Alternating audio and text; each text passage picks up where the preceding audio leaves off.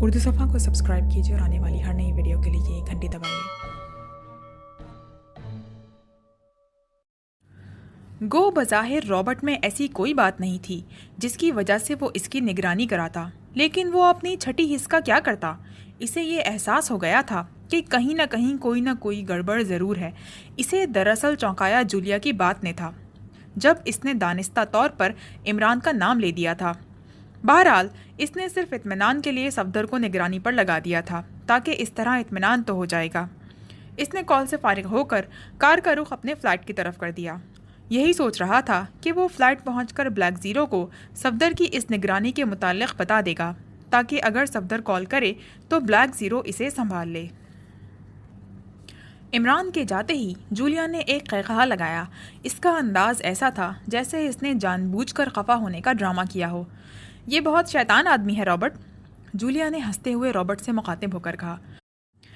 چھوڑو، میں تو فلیٹ میں بیٹھے بیٹھے اکتا گیا ہوں، کہیں سیر کو چلیں؟ رابرٹ نے انگڑائی لیتے ہوئے کہا۔ اوہ چلو کسی کلب میں چلیں، جولیا نے چونکتے ہوئے کہا۔ کلب؟ ارے نہیں، یہاں کے کلب کوئی منفرد نہیں ہوں گے۔ اس ملک کی کوئی خاص جگہ دکھاؤ، کوئی خاص عمارت، کوئی خاص مقام، رابرٹ نے کہا۔ خاص عمارت، خاص مقام، ٹھیک ہے، یہاں ایک بہت بڑی اور بہت خوبصورت سی مسجد ہے، مسلمانوں کی عبادت گاہ، دیکھنے کی چیز ہے، جولیا نے سوچتے ہوئے کہا۔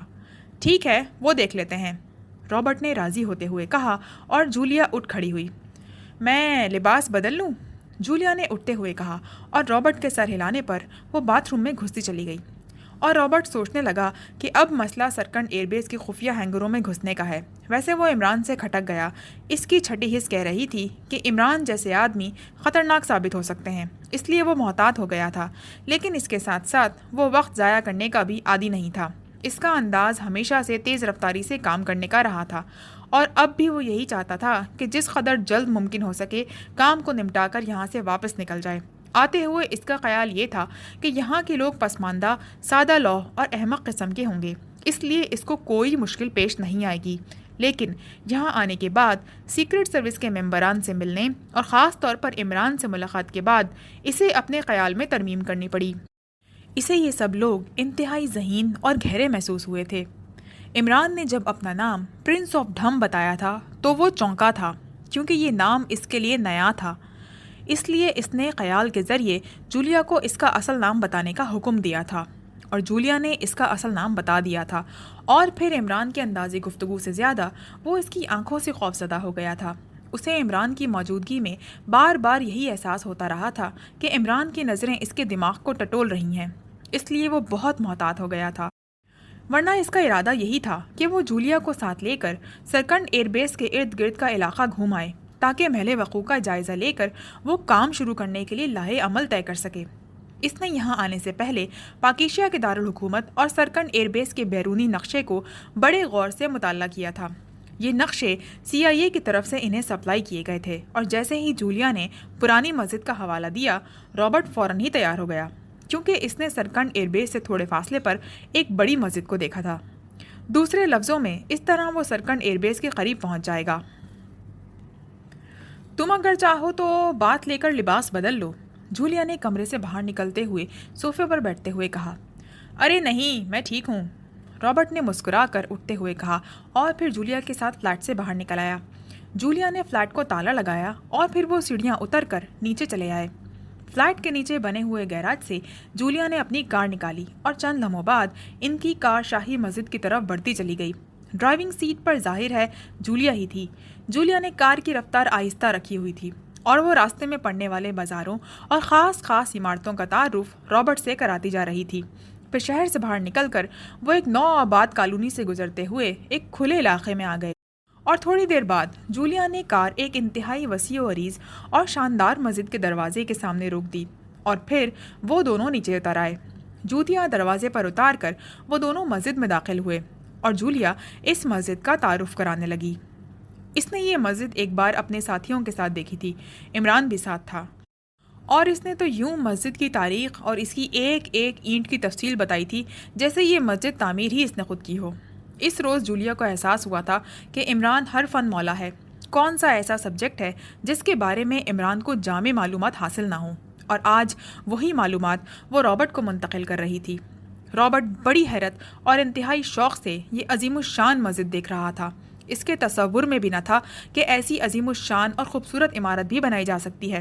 خاص طور پر مسجد کی اندرونی آرائش ایسی تھی کہ رابرٹ کو یوں محسوس ہو رہا تھا جیسے وہ الف لیلا کی دنیا میں پہنچ گیا ہو۔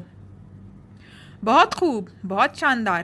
میں تصور بھی نہ کر سکتا تھا کہ اس قدر شاندار اور خوبصورت عمارت بھی تیار کی جا سکتی ہے۔ رابرٹ نے تاثر میں ڈوبے ہوئے لہجے میں مسجد کی تعریف کرتے ہوئے کہا، اور پھر وہ دونوں کافی دیر تک مسجد میں گھومنے کے بعد باہر نکل آئے۔ اب کہاں جانے کا پروگرام بنائیں؟ جولیا نے کار میں بیٹھتے ہوئے کہا۔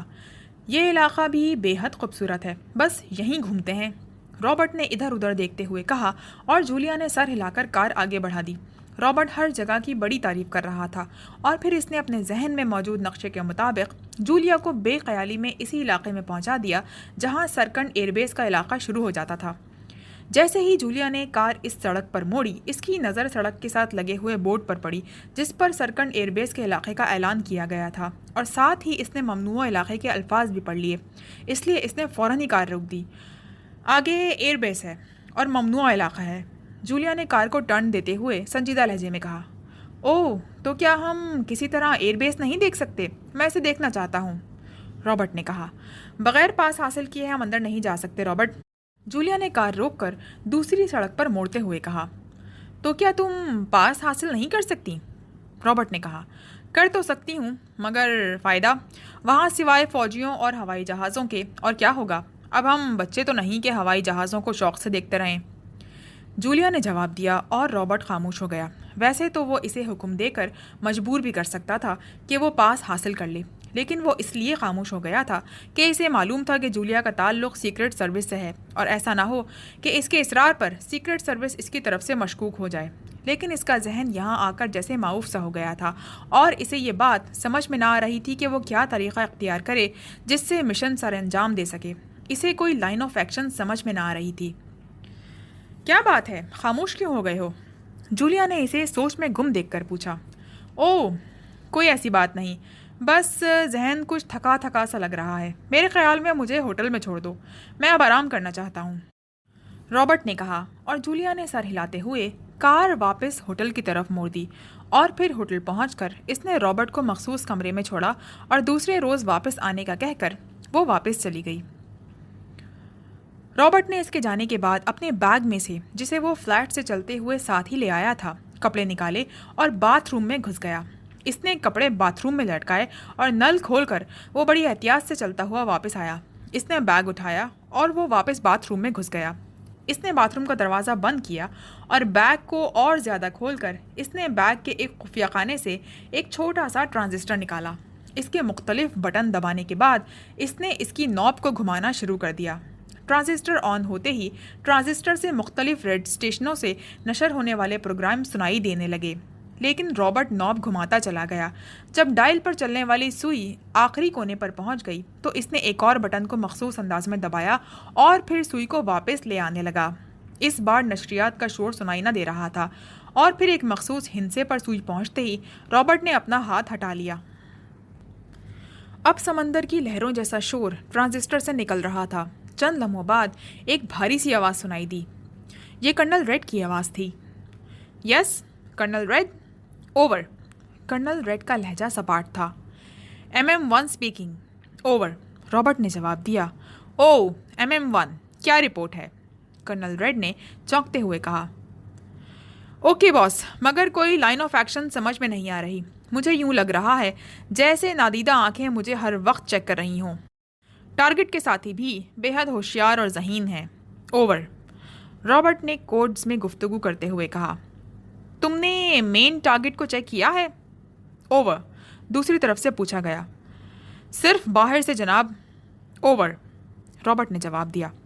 پھر تم نے کیا پروگرام بنایا ہے؟ اوور، کرنل ریڈ نے پوچھا۔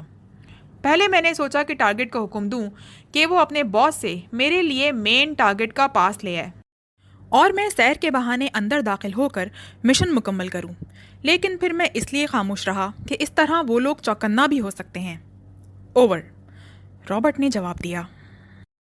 تم نے بالکل ٹھیک سوچا ہے، اس طرح تو وہ لوگ تم سے مشکوک ہو جائیں گے. تم ایسی لائن آف ایکشن بناؤ کہ انہیں آخری لمحے تک علم نہ ہو اور مین مشن بھی مکمل ہو جائے. اوور. کرنل ریڈ نے کہا.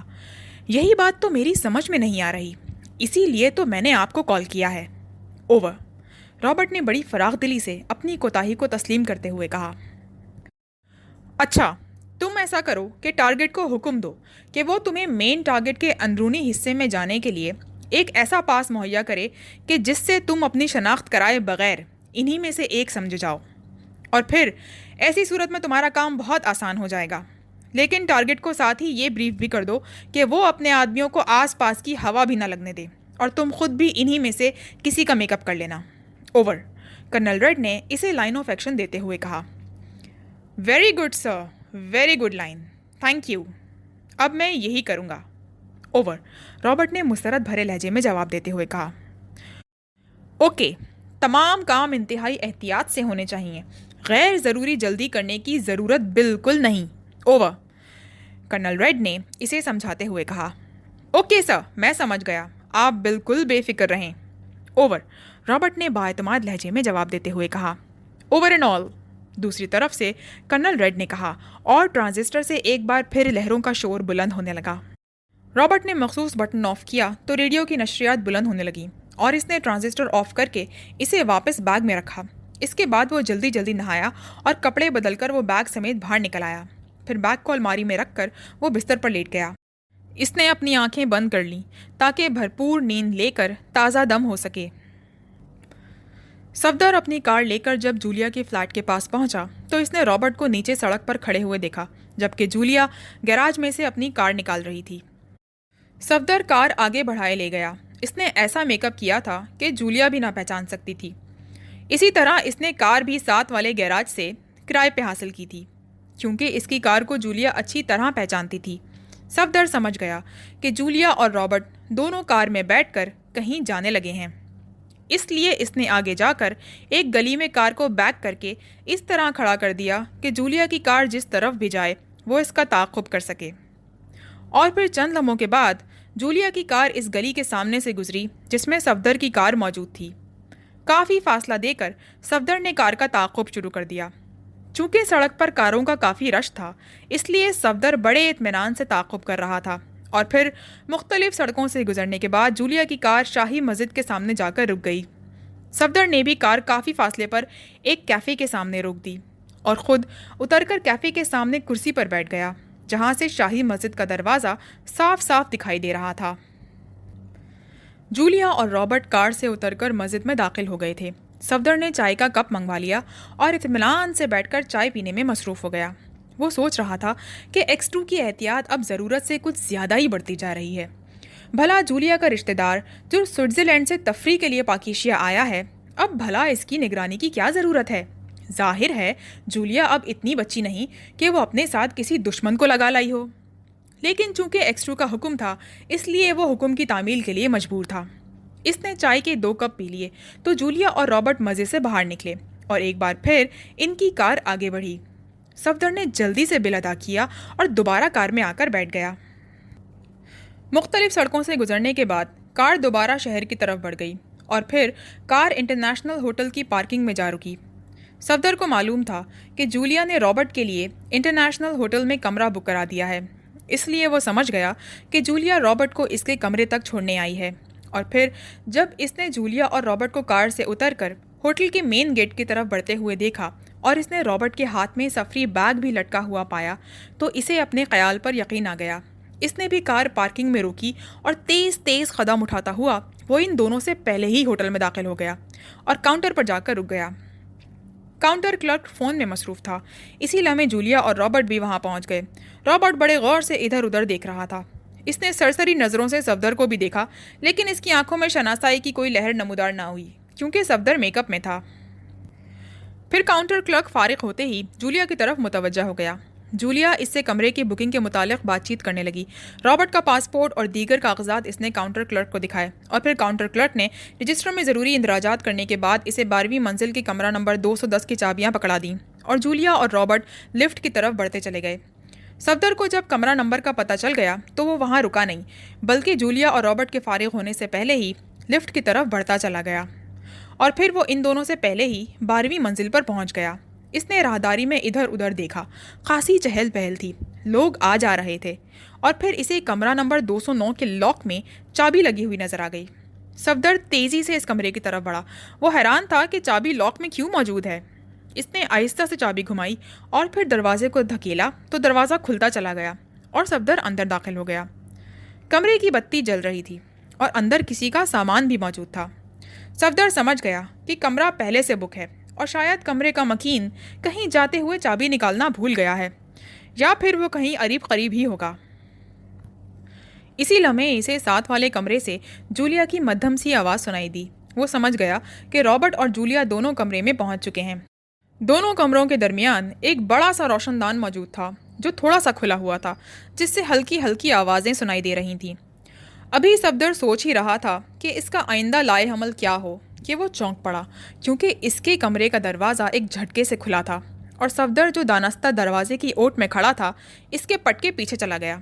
دوسرے لمحے ایک غیر ملکی نوجوان اندر داخل ہوا اور اس نے تیزی سے ہاتھ پیچھے کر کے دروازہ بند کر دیا، اور پھر اس سے پہلے کہ اسے صفدر کی موجودگی کا احساس ہوتا، صفدر کا ہاتھ بجلی کی سی تیزی سے حرکت میں آیا اور نوجوان کی کنپٹی پر ایک پٹاخہ سا چھوٹا اور نوجوان کراتا ہوا منہ کے بل فرش کے قالین پر ڈھیر ہوتا چلا گیا۔ اس کے نیچے گرتے ہی صفدر کی لات انتہائی تیزی سے گھومی اور نوجوان کی کنپٹی پر اس کے بوٹ کی ٹو پوری قوت سے پڑی اور وہ نوجوان اٹھنے کی کوشش کرتا ہوا پھر دوبارہ ڈھیر ہو گیا۔ اس کا جسم بے حس و حرکت ہو گیا تھا۔ صفدر نے آگے بڑھ کر اسے سیدھا کیا اور پھر اس کی نبض پکڑ کر چیک کرنے لگا۔ دوسرے لمحے اس کے چہرے پر اطمینان کے تاثرات ابھرے، کیونکہ نوجوان کی نبض بتا رہی تھی کہ وہ کم از کم 3-4 گھنٹوں سے پہلے ہوش میں نہیں آ سکے گا۔ صفدر نے نوجوان کو اٹھایا اور اسے ملکہ غسل خانے کا دروازہ کھول کر اندر دھکا دے دیا تاکہ کوئی اور یا ویٹر اندر آئے تو اسے شک نہ پڑے۔ اس کے بعد اس نے غسل خانے کا دروازہ بند کرنے کے ساتھ ساتھ کمرے کا دروازہ بھی اندر سے بند کر لیا، اور پھر اس کے بعد اس نے روشن دان کے نیچے قریب ہی پڑی ہوئی ایک میز رکھی اور اس کے اوپر کرسی رکھ کر وہ اس کرسی کے بھی اوپر چڑھ گیا۔ اب اس کا سر روشن دان کے اوپر والے حصے پر پہنچ گیا۔ اس نے رابرٹ کے کمرے میں جھانکا تو وہ چونک پڑا، کیونکہ رابرٹ غسل خانے سے نکل کر بڑے محتاط انداز میں دیوار کے ساتھ چلتا ہوا اس الماری تک پہنچا جس میں اس کا بیگ پڑا ہوا تھا، اور پھر وہ بیگ کو اٹھا کر اسی طرح محتاط انداز میں چلتا ہوا غسل خانے کا دروازہ کھول کر اندر داخل ہو گیا۔ جب اس نے غسل خانے کا دروازہ کھولا تو صفدر نے نل چلنے اور پانی گرنے کا شور واضح طور پر سنا، حالانکہ پہلے نل کھولنے کا کوئی تک نہیں بنتا تھا۔ صفدر کے ذہن میں شکوک کے سائے رینگنے لگے، اسے X2 کی بے پناہ عقل مندی پر رشک آنے لگا۔ چند لمحے تک تو اسے رابرٹ کے اس انداز میں غسل خانے سے نکل کر الماری تک پہنچنے اور پھر بیگ اٹھا کر واپس جانے کی کوئی توجہ سمجھ میں نہ آئی، کیونکہ کمرہ تو بالکل خالی تھا۔ جولیا شاید واپس جا چکی تھی، مگر دوسرے لمحے اس کے ذہن میں ایک جھماکا سا ہوا جیسے بجلی کون گئی ہو، اور وہ رابرٹ کی اس احتیاط کا مقصد سمجھ گیا۔ رابرٹ جس طرح دیوار کے ساتھ ہوتا ہوا غسل خانے تک پہنچا تھا، اس سے صاف ظاہر تھا کہ وہ کی ہول سے جھانکنے والے کی نظروں سے بچنا چاہتا ہے، اور اب صفدر کو یقین ہو گیا کہ رابرٹ واقعی ایک مشکوک آدمی ہے، ورنہ ایک عام آدمی کو اس قسم کی احتیاطوں کی کوئی ضرورت نہیں ہوتی۔ غسل خانے کا دروازہ بند ہو چکا تھا، البتہ پانی کے گرنے کا شور اسی طرح تسلسل کے سے انداز میں سنائی دے رہا تھا۔ گو یہ شور بے حد ہلکا تھا، لیکن اب چونکہ صفدر کی تمام حسیات جاگ اٹھی تھی، اسی لیے اب وہ یہ شور آسانی سے سن سکتا تھا۔ رابرٹ تقریباً آدھے گھنٹے تک غسل خانے میں گھسا رہا اور پھر اچانک پانی کا شور ختم ہو گیا اور 10 منٹ بعد غسل خانے کا دروازہ کھلا اور رابرٹ باہر نکل آیا۔ بیگ کو اس نے اتارے ہوئے کپڑوں میں لپیٹا ہوا تھا، اس نے نائٹ سوٹ پہنا ہوا تھا اور وہ واقعی نہا کر نکلا تھا۔ اس بار رابرٹ نے کسی احتیاط کی ضرورت نہیں سمجھی اور وہ بڑے اطمینان سے چلتا ہوا الماری تک پہنچا۔ اس نے کپڑے بیگ میں ڈالے اور پھر بیگ کو الماری میں رکھ کر وہ بیڈ پر لیٹنے لگا۔ صفدر تیزی سے نیچے جھک گیا، کیونکہ بیڈ پر لیٹتے وقت رابرٹ کی نظریں لازمند روشن دان پر پڑتیں اور صفدر اس کی نظروں میں آ جاتا۔ صفدر اسی طرح جھکے جھکے انداز میں نیچے اتر آیا۔ اس نے کرسی اور میز واپس اپنی جگہ پر رکھی۔ رابرٹ کے کمرے کی بتی اسی لمحے بجھ گئی اور نیلے رنگ کی ہلکی سی روشنی نظر آنے لگی۔ صفدر احتیاط سے غسل خانے کی طرف بڑھا۔ اس نے غسل خانے کا دروازہ کھول کر بے ہوش پڑے ہوئے غیر ملکی نوجوان کو اٹھایا اور اسے لا کر بیڈ پر لٹا دیا اور پھر اس پر کمبل ڈال دیا۔ وہ نہ چاہتا تھا کہ ٹھنڈے فرش پر اس بیچارے کو، جو کسی طور پر بھی براہ راست اس مسئلے میں ملوث نہ تھا، ٹھنڈ لگ جائے یا سردی سے وہ اکڑ کر مر ہی جائے۔ اس کے بعد وہ کرسی پر بیٹھ گیا۔ اس نے اس کمرے کا بھی نائٹ بلب جلا دیا اور بڑی بتی بجھا دی۔ ویسے وہ سوچ سوچ کر دل میں ہنس رہا تھا کہ جب اس نوجوان کو ہوش آئے گا اور وہ اپنے آپ کو بستر پر پڑا ہوا دیکھے گا اور کمرے میں اسے کوئی بھی چیز چوری نہ ہوئی ملے گی تو وہ کتنا حیران ہوگا اور کیا کیا نہ سوچے گا۔ صفدر اب اس انتظار میں تھا کہ رابرٹ سو جائے تو وہ اس کے کمرے میں داخل ہو، کیونکہ اب وہ اس بیگ کی تلاشی لینا چاہتا تھا جسے اس پراسرار اور محتاط انداز میں رابرٹ غسل خانے میں لے گیا تھا۔ اور پھر تقریباً 1 گھنٹے کے صبر آزما انتظار کے بعد صفدر اٹھا اور دروازہ کھول کر باہر نکل آیا۔ راہداری اب بالکل سنسان تھی۔ صفدر نے بڑی احتیاط سے اس کے کمرے کا دروازہ بند کیا اور رابرٹ کے کمرے کی طرف بڑھتا چلا گیا۔ اس نے کوٹ کی اندرونی جیب سے ایک مڑی ہوئی تار نکالی اور پھر ادھر ادھر دیکھ کر اس نے تار کو کی ہول میں ڈالا اور بڑے ماہرانہ انداز میں دائیں بائیں گھمانے لگا۔ چند لمحوں بعد ہلکی سی کھٹک کی آواز ابھری اور تالا کھلتا چلا گیا۔ صفدر نے تار باہر نکال کر واپس جیب میں ڈالی اور پھر بڑی احتیاط سے دروازہ کھول کر کمرے کے اندر داخل ہو گیا۔ اس نے دروازہ بند کیا اور دبے قدموں بیڈ کی طرف بڑھتا چلا گیا۔ رابرٹ گہری نیند سویا ہوا تھا۔ صفدر چند لمحے رابرٹ کے سرہانے کھڑا رہا، اس کے سانس کی آمد و رفت دیکھتا رہا تاکہ اس بات کا پوری طرح اطمینان کر سکے کہ رابرٹ کتنی گہری نیند سویا ہوا ہے۔ جب اسے اطمینان ہو گیا کہ واقعی رابرٹ گہری نیند سویا ہوا ہے تو صفدر الماری کی طرف بڑھ گیا اور اس نے الماری کھول کر اس میں سے ایک بیگ نکالا اور پھر بیگ کو لیے ہوئے محتاط قدموں سے چلتا ہوا وہ غسل خانے میں گھس گیا۔ غسل خانے کا دروازہ بند کر کے اس نے بتی جلائی اور پھر اس نے بیگ کھول کر اس کی تلاشی لینی شروع کر دی۔ بیگ میں موجود کپڑوں کی تلاشی کے بعد اس نے اس میں موجود کاغذات کو اچھی طرح چیک کیا۔ کاغذات پاسپورٹ اور ویزے پر مشتمل تھے، جنہیں غور سے دیکھنے کے بعد اس نے ذہنی طور پر ان کے اصلی ہونے کا یقین کر لیا۔ پھر بیگ کی مزید تلاشی لینے کے بعد اسے ایک چھوٹا سا ٹرانزسٹر نظر آیا۔ ٹرانزسٹر دیکھ کر وہ قدرے حیران ہوا کہ رابرٹ آخر یہ ٹرانزسٹر ہمراہ کیوں لیے پھر رہا ہے۔ اس نے ٹرانزسٹر کو پہلے تو غور سے دیکھا اور پھر اس کا بٹن دبا دیا تو ٹرانزسٹر سے نشریات کی آوازیں نکلنے لگیں۔ صفدر نوب گھماتا رہا، دائیں سے بائیں اور بائیں سے دائیں، لیکن سوائے ریڈیو کی نشریات کے اور کچھ سنائی نہ دیا۔ اور پھر اس نے ٹرانزسٹر کا پچھلا حصہ کھول ڈالا اور روشنی میں اس کی مشینری چیک کرنے لگا۔ اس نے ریڈیو میکینک کا باقاعدہ کورس پاس کیا ہوا تھا، اس لیے وہ اس کی مشینری کو اچھی طرح سمجھتا تھا۔ مشینری میں کوئی مخصوص بات نظر نہ آئی، وہ ایک بالکل عام سا ٹرانزسٹر تھا۔ اس نے اس کا خفیہ خانہ ڈھونڈنے کی بہت کوشش کی لیکن سب کچھ بے سود رہا۔ یہ واقعی ایک بالکل عام سا ٹرانزسٹر تھا۔ باوجود تیز نگاہی اور مہارت کے وہ ایک چھوٹا سا بٹن نہ ڈھونڈ سکا جسے اس طرح چھپایا گیا تھا کہ وہ ایک عام سا پرزہ نظر آتا تھا۔ اچھی طرح چیک کرنے کے بعد صفدر نے ٹرانزسٹر بند کر کے اسے بیگ میں رکھا۔ بیگ کو بھی اس نے ہر طرح کھنگال ڈالا لیکن وہ ایک عام سا بیگ ہی ثابت ہوا۔ صفدر نے کپڑے واپس بیگ میں ڈال کر غسل خانے کی بتی بند کی اور دروازہ کھول کر باہر نکل آیا۔ رابرٹ اسی طرح گہری نیند میں تھا۔ صفدر نے بیگ واپس الماری میں رکھا اور الماری میں لٹکے ہوئے اس کے کپڑوں کی تلاشی لی، لیکن کچھ بھی نہ ملا، حتیٰ کہ ایک ریوالور تک کہیں نظر نہ آیا۔ تو صفدر مایوس ہو گیا۔ اس کے ذہن میں ابھرنے والے شک کے سائے اب دور ہوتے جا رہے تھے۔ رابرٹ تو ہر لحاظ سے عام سا نوجوان نظر آ رہا تھا، بس اس کے ذہن میں رابرٹ کا مشکوک انداز سے غسل خانے میں جانا وہی کھٹکا تھا، لیکن اب کوئی ایسی چیز نظر نہ آ رہی تھی جس بنا پر وہ کوئی فیصلہ کر سکتا۔ آخر کار وہ اس نتیجے پر پہنچا کہ شاید رابرٹ اس لیے اس انداز میں غسل خانے میں گیا ہے کہ شاید جولیا سے کوئی شرط وغیرہ لگی ہوگی، یا پھر جولیا نے اسے تھکاوٹ کی وجہ سے نہانے سے منع کیا ہوگا اور اس نے سوچا ہوگا کہ کہیں جولیا باہر نکل کر واپس جانے کی بجائے کی ہول سے اسے چیک نہ کر رہی ہو۔ بہرحال کوئی بھی وجہ ہو، اسے اپنا شک مجبوراً ختم کرنا پڑ رہا تھا۔ صفدر دبے پاؤں کمرے سے باہر نکلا اور آہستہ سے دروازہ بند کرنے کے بعد وہ لفٹ کی طرف بڑھتا چلا گیا تاکہ ایکس2 کو اس سلسلے میں رپورٹ دے کر اس سے مزید ہدایات حاصل کر سکے، کیونکہ اسے ذاتی طور پر رابرٹ کی نگرانی بالکل فضول نظر آ رہی تھی۔ ٹائیگر اسپیشل سیکیورٹی آفیسر کے روپ میں ایئر بیس میں موجود تھا۔ اس نے پوری طرح ایئر بیس کا جائزہ اچھی طرح لیا تھا اور اس کے خیال کے مطابق ایئر بیس پر انتہائی بہترین حفاظتی انتظامات کیے گئے تھے، اس لیے وہ پوری طرح مطمئن تھا۔ آج بھی وہ سیکیورٹی ہیڈ کوارٹر میں اپنے نئے دفتر میں بیٹھا سیکیورٹی کے بارے میں نئے تجاویز پر غور کر رہا تھا کہ میز پر رکھے ہوئے ٹیلی فون کی گھنٹی بج اٹھی۔ اس نے ریسیور اٹھا لیا۔ یس، SSO اسپیکنگ. ٹائیگر نے اسپیشل سیکیورٹی آفیسر کا مخفف استعمال کرتے ہوئے کہا. جناب، گیٹ پر 2 غیر ملکی موجود ہیں، جن میں سے ایک لڑکی اور ایک مرد ہے. وہ ایئر بیس کی خفیہ ہینگروں کا تفریحی دورہ کرنا چاہتے ہیں اور ان کے پاس سیکرٹ سروس کے چیف کے جاری کردہ پاسز موجود ہیں. دوسری طرف سے مؤدبانہ لہجے میں جواب دیا گیا. کیا کہہ رہے ہو؟ ایسا کیسے ہو سکتا ہے؟ ٹائیگر نے حیرت بھرے لہجے میں جواب دیتے ہوئے کہا. میں درست کہہ رہا ہوں. چیف سیکیورٹی آفیسر نے آپ سے بات کرنے کا حکم دیا ہے. اب آپ جیسے کہیں. دوسری طرف سے کہا گیا. تم انہیں وہیں روکو، میں خود آ رہا ہوں. ٹائیگر نے کہا اور ریسیور رکھ دیا.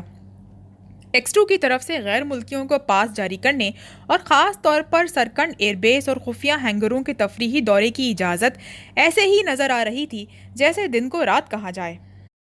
وہ چند لمحے بیٹھا سوچتا رہا کہ آخر یہ غیر ملکی اس دھڑلے سے یہاں کیسے پہنچے اور انہوں نے اس طرح X2 کا نام کیسے استعمال کیا. یہی سوچتے ہوئے اس نے ٹیلی فون کا ریسیور اٹھایا اور عمران کے فلیٹ کے نمبر گھمائے، مگر دوسری طرف سے سلیمان نے اسے بتایا کہ عمران فلیٹ میں موجود نہیں ہے. پھر ٹائیگر نے براہ راست X2 سے بات کرنے کی ٹھانی، کیونکہ اب اس کے سوا اور کوئی چارہ بھی نہ تھا. چنانچہ اس نے X2 کے مخصوص نمبر گھمائے. چند لمحوں بعد ہی رابطہ قائم ہو گیا اور X2 کی مخصوص آواز سنائی دی. سر، میں عمران صاحب کا ساتھی ٹائیگر بول رہا ہوں. میں سرکنڈ ایئر بیس پر موجود ہوں بطور سیکیورٹی آفیسر. یہاں گیٹ پر ایک غیر ملکی مرد اور ایک غیر ملکی عورت پہنچے ہیں.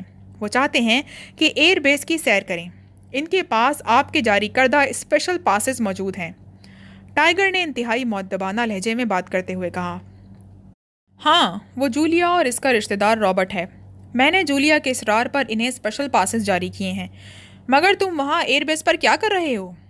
X2 نے جواب دیا. مجھے یہاں عمران صاحب نے بطور اسپیشل سیکیورٹی آفیسر بھرتی کرایا ہے. ٹائیگر نے جواب دیا. اوہ ٹھیک ہے، بہرحال تم جولیا اور اس کے رشتہ دار کو ایئر بیس کی سیر کراؤ، اس میں کوئی حرج نہیں. X2 نے جواب دیا. Okay sir. ٹائیگر نے کہا اور ریسیور رکھ دیا. جولیا کی حد تک تو مسئلہ ٹھیک تھا کہ وہ سیکرٹ سروس کی ایک اہم رکن تھی، لیکن اس کے رشتہ دار والا مسئلہ وہ بہت ٹیڑھا تھا.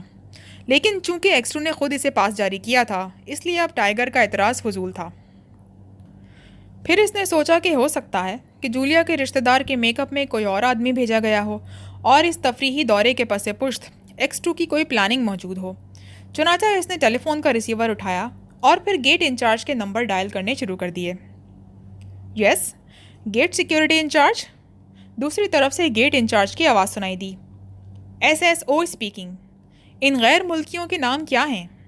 ٹائیگر نے پوچھا. جی، ایک کا نام جولیانا ہے اور دوسرے کا نام رابرٹ.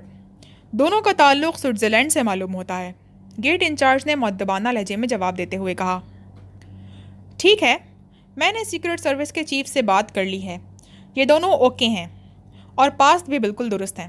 تم دونوں کو کار میں میرے دفتر بھجوا دو، میں خود ایئر بیس دکھا دوں گا. ٹائیگر نے جواب دیا.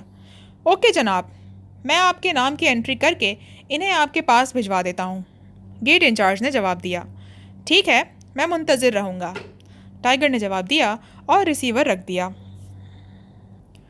تھوڑی دیر بعد اسے اپنے دفتر کے باہر جیپ رکنے کی آواز سنائی دی اور وہ سمجھ گیا کہ جولیا اور رابرٹ آئے ہیں. اس کا خیال درست ثابت ہوا اور چند لمحوں بعد ایک ملازم انہیں اپنے ہمراہ لیے اندر داخل ہوا. ٹائیگر ان کے استقبال کے لیے اٹھ کھڑا ہوا. وہ چونکہ میک اپ میں تھا، اس لیے ظاہر ہے جولیا اسے پہچان ہی نہیں سکتی تھی، اور پھر اس نے باقاعدہ سیکیورٹی کی یونیفارم پہنی ہوئی تھی. جولیا اپنی اصل شکل میں تھی اور رابرٹ کو تو وہ پہلی بار دیکھ رہا تھا. رابرٹ سڈول جسم کا مضبوط اور تن و من نوجوان لگ رہا تھا. اس کی آنکھوں اور چہرے سے ذہانت ٹپک رہی تھی. مجھے وقار کہتے ہیں، میں یہاں اسپیشل سیکیورٹی آفیسر ہوں.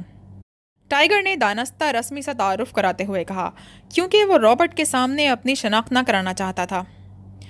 میرا نام جولیا اور یہ میرے رشتہ دار ہیں رابرٹ.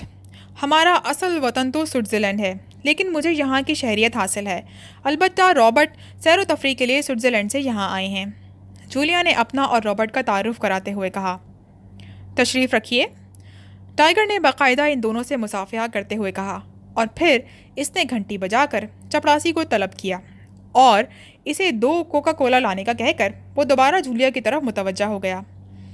مجھے یہ بتایا گیا ہے کہ آپ کو یہاں سیر کرنے کے لیے سیکرٹ سروس کے سربراہ نے ذاتی طور پر پاسز جاری کیے ہیں، حالانکہ پہلے کبھی ایسا نہیں ہوا۔ کیا آپ کا تعلق سیکرٹ سروس سے ہے؟ ٹائیگر نے سوال کرتے ہوئے کہا۔ جی نہیں، میرا ایک دوست ہے علی عمران، وہ کبھی کبھار سیکرٹ سروس کے لیے کام کرتا ہے۔ وہ یہاں کے انٹیلیجنس کے ڈائریکٹر جنرل سر رحمان کا اکلوتا لڑکا ہے۔ رابرٹ کا تعلق چونکہ فضائی انجینئرنگ سے ہے، اس لیے انہوں نے خواہش ظاہر کی کہ وہ یہاں کی سیر کرنا چاہتے ہیں۔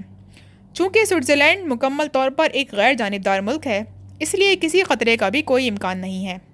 چنانچہ علی عمران کی سفارش پر سیکرٹ سروس کے سربراہ نے اپنے تمام طور پر چھان بین کرنے اور مطمئن ہونے کے بعد انہوں نے مہربانی کی ہے کہ ہمیں پاس جاری کر دیے ہیں اور پاسز کی چھان بین مین گیٹ پر ہو چکی ہے، جولیا نے تفصیل بتاتے ہوئے کہا۔ اور اب ٹائیگر کا تجسس دور ہو گیا، کیونکہ وہ جانتا تھا کہ عمران کی سفارش پر تو ایکس2 سب کچھ کر سکتا ہے۔ لائک، کامنٹ، شیئر، پریس دی بیل آئکن۔